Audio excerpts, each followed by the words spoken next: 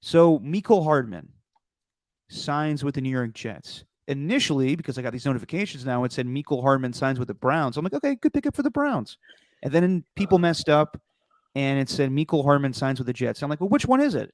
And it's Mecole Hardman signs with the Jets for $6.5 million.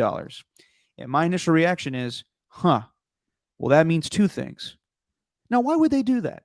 Elijah Moore probably is not going to be on that team anymore. And there probably isn't room for Odell Beckham now.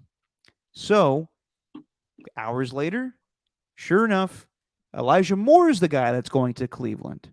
And this is a day after Mary Kay Cabot, who's a very plugged-in reporter for the Cleveland Browns, said that the Browns would be not, what's the best way to say this? Were willing, I guess, to trade a first-round pick to acquire Jerry Jeudy. I guess they settled on Elijah Moore today. So, those moves happen. Elijah Moore gets traded to the Cleveland Browns, and the Jets get a second-round pick in return. Now, they have 2 second-round picks to go along with their first-round pick. To me, they have what they need to trade for Aaron Rodgers. 2 second-round picks is good enough for me, I think. And I don't think that they would make this. There has to be something where the Packers told them, if you get this, then we could do this deal, which is ridiculous to me that we're even in this situation. It's prolonged to this point. And if they did this move and still the Packers like, we want a first-round pick, then this whole thing's going to fucking waste of time, and it's going to lead up to the draft, and it's just annoying. But I do believe now, and I hope this happens tomorrow or sometime soon, that the 2 second-round picks that the Jets obtained, 42nd and 43rd, is enough for them to trade for Aaron Rodgers. I think 2 second-round picks are more than enough. So if it doesn't happen tomorrow, Derek, I'm going to lose my mind. Why? Because this is annoying. Like, please, okay. Everyone's waiting for this shit. Like, he fucking went on McAfee a week ago. Like, let's just do this thing already. Good God. Okay, but here's where I'm at, Derek. Okay, it doesn't have to bother you. You don't have to think about it. You don't have to. You don't have to have a care in the world as to what happens with Aaron Rodgers. You can live freely. You can go with the flow and not worry about what Rodgers does. You can go on a darkness retreat from Aaron Rodgers if you'd like. You can do whatever you want. You don't have to worry about it. The truth is, Steven. What? No, go Wait, ahead. You are kind of a sports radio producer. It's your job. Exactly. So, okay, you know what? Everything I just said. Screw whatever I just said. No, I'm sorry. Yeah, I hope it gets paid for your sake. But you know what the truth is? What? Regardless of everything else that's going on right now that's glorious in sports, basketball, Warriors winning, Shohei Ohtani putting on the show last night, baseball's about to start, NCAA tournament. Sadly, I care more about the NFL free agency than all of it. You are just so weird. I'm sorry, I'm a football guy. I'm a football guy. It's the truth. It's the truth. I enjoy all this other stuff. I really do. I love watching it all. Yeah. But I do love me some fucking NFL free agency. I do. Yeah, you do. You just Pepe Silvia this whole thing where you're like Charlie Kelly on the whiteboard. Well, I'm not alone here. I wasn't the only person to think about this today. Everyone was like, well, those 2 second-round picks seem good enough to get Aaron Rodgers. Hopefully that's part of the bargaining chip tomorrow. I'm hoping. And also, like I said, not enough room for Odell on the team anymore for the Jets, or so we think. There's other reports now saying that the Jets are trying to obtain Odell Beckham, even with Elijah Moore on the team right now. So the receiving core would be Elijah Moore. Or sorry, not Elijah Moore. Mecole Hardman. Elijah Moore's on the Browns now. So it's Mecole Hardman on the Jets, along with Allen Lazard and Garrett Wilson, and maybe even Odell. But I don't think they have the money to do this. Because Odell said he wants to be paid more than $4 million. And Mecole Hardman got 6.5 today. So I don't see how they get him what he wants. I think the only teams that could give Odell what he wants financially, maybe $10 million a year or $8 million a year, are right now the Patriots and the Bills. And I could see that being kind of a good fit. There's been rumors about the Bills in the past with Odell. We'll see if that happens. He doesn't want to play in the cold, but I think that'd be a great fit for him. And then, yeah, I think he wants to be on a Belichick team. That would appeal to him, but also New England's cold as well. But then there's also a report from Albert Breer saying that the Chiefs want both DeAndre Hopkins and Odell. I don't think that's feasible whatsoever, but that's interesting. And on top of all that, I hate that I'm actually going to bring this up. DeAndre Hopkins.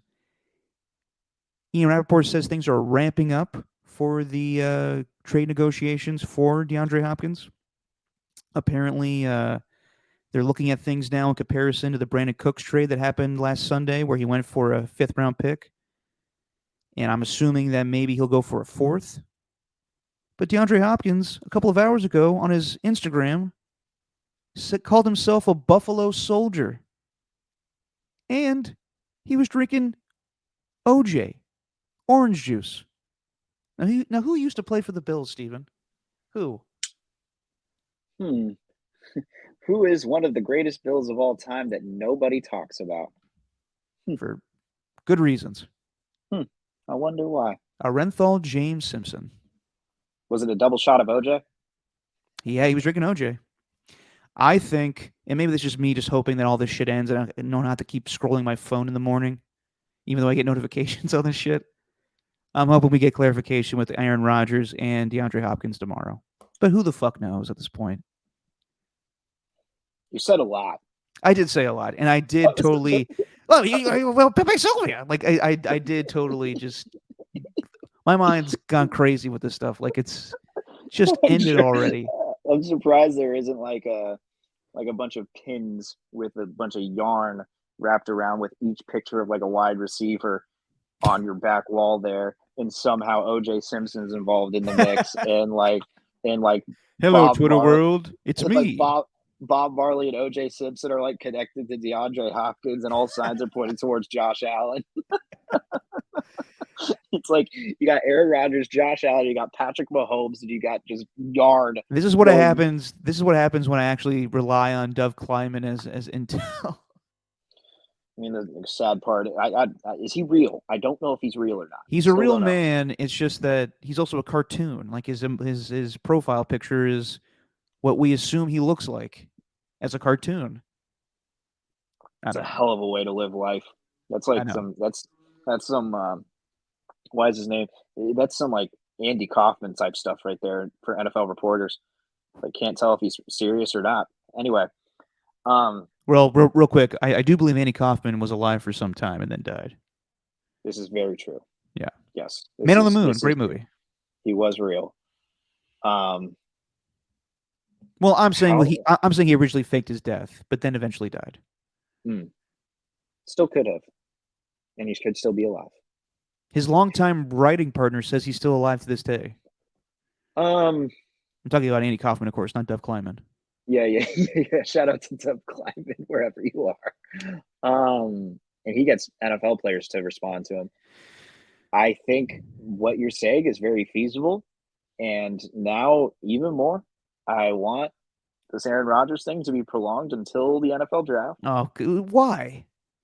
Because watching your reaction. Who benefits from that, though? Watching you deteriorate week after week until the draft, that would be all time. Well, then it goes to when's Lamar Jackson going to get paid? When's his trade going to happen? It's never ending. Well, this is what you love, Derek. This is what you live for right here. I know. Free agency. I love and hate it, but at the same time, what I was talking about last time with how I'm disappointed with the lack of moves. I think the same day I was reading Albert Breer, and he was saying how things last year with how GMs handled things is changing how they do things this season. Like the value of trades have gone down. That's why we're seeing Jalen Ramsey go for a 3rd-round pick. There's so much more value in the draft pick as opposed to aging players. Like guys aren't going to make the same moves to go get, Von Miller for a 2nd-round pick during the season because they help them this year. That's why we're not seeing the Bills try to go get Derrick Henry for a 2nd. there's more value in waiting and having James Cook play and having Damian Harris as your backup.